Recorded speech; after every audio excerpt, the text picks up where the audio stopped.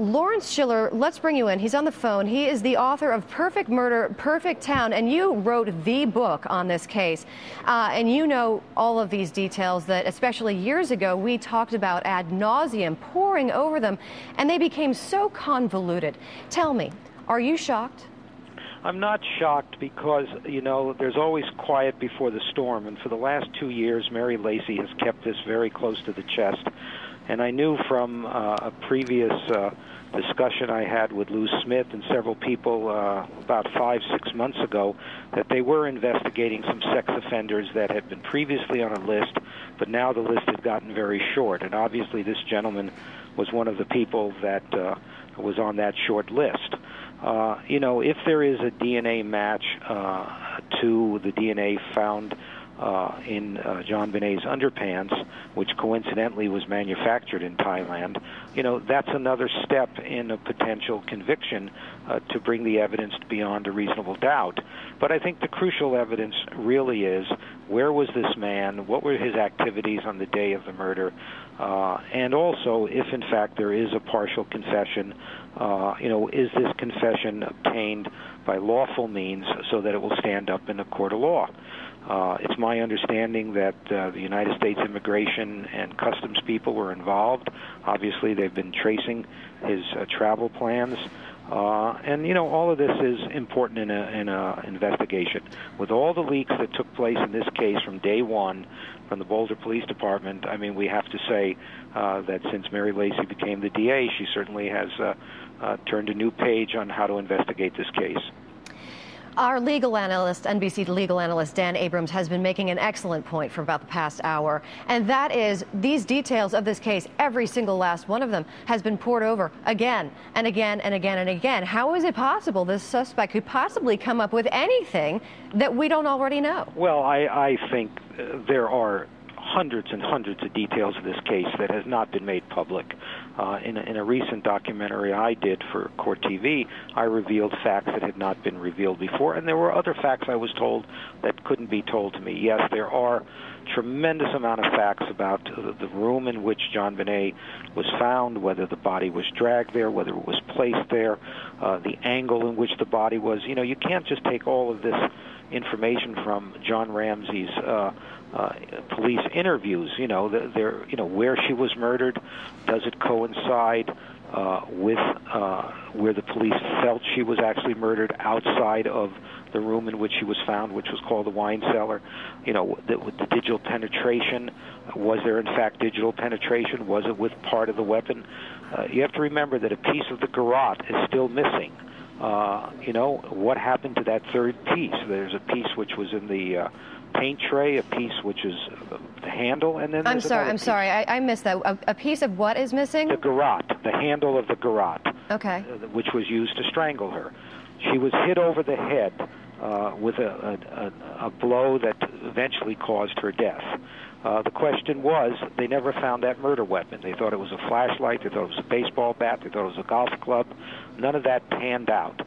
Now, maybe this gentleman had some details about what the murder weapon was and when she was hit on the head. And, you know, if those details check with evidence found in the house that hasn't been made public or other facts. I mean, there was a flashlight found which was wiped clean of fingerprints and everything else. Well, you know, who knows what the confession is? Look, we have a presumption of innocence in our judicial system which we must maintain. Just because somebody has been arrested, we should not become part of the hysteria which became part of this case from day one, which can seem to condemn Patsy and John Ramsey and the public. Those leaks at that time, you know, wrongfully accused people. Now somebody else has been accused, and we have to make sure that the leaks that we're getting now do not wrongfully convict this person in the court of public opinion.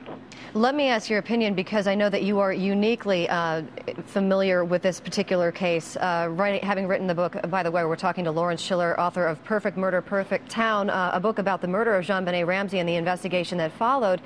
Given what you know and all the details that you know, what is your opinion about whether or not it took a person who knew her and knew this home to do it? Number one, you know, a person did not have to know the home prior to the day of entering it. They could have entered the house when the Ramseys were away and become familiar with this house. That doesn't mean they knew it days prior. Yet, the Ramseys had a party in that house about a week before JonBenet's death. And the short and long of that is, who knows whether this gentleman was even at the party. It seems from the news reports we know that he's a second-grade school teacher, 41 years of age, potentially, possibly a convicted sex offender.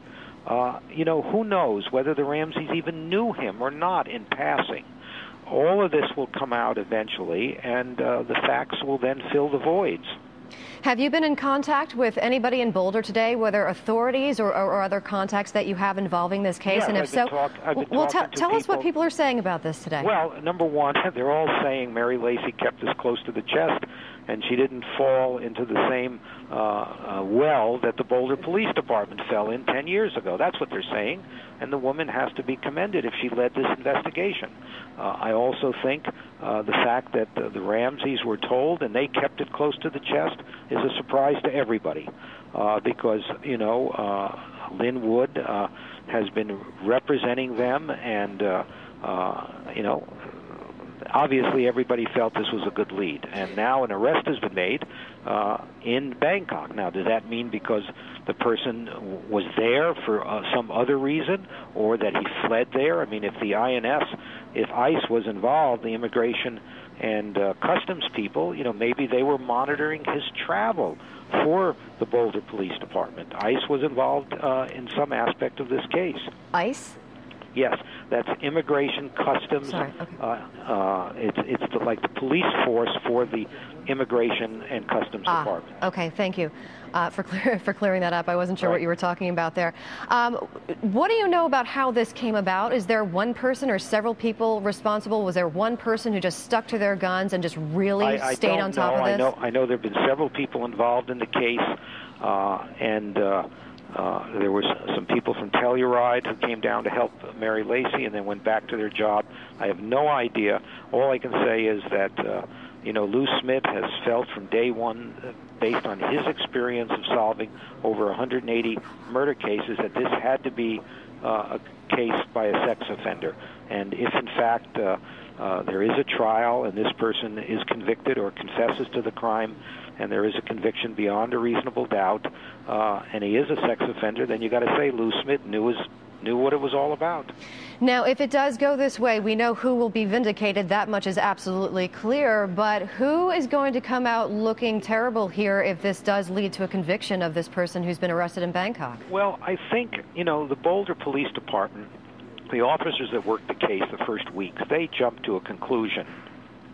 These were not seasoned homicide detectives. These were actually ex-narcotics detectives that were working homicide, that had come from other jurisdictions in Colorado and were now working for the Boulder Police Department. So I think we're dealing with a situation where inexperience at the beginning may have put this case on the wrong track. I'm not saying you don't start an investigation with those closest to the victim. You always do. It's concentric circles. You start at the closest circle and you work your way out. All right, Lauren Schiller, author of Perfect Murder, Perfect Town, uniquely aware of the situation going on today. I know that you've been following this very closely. Thank you very much for your time.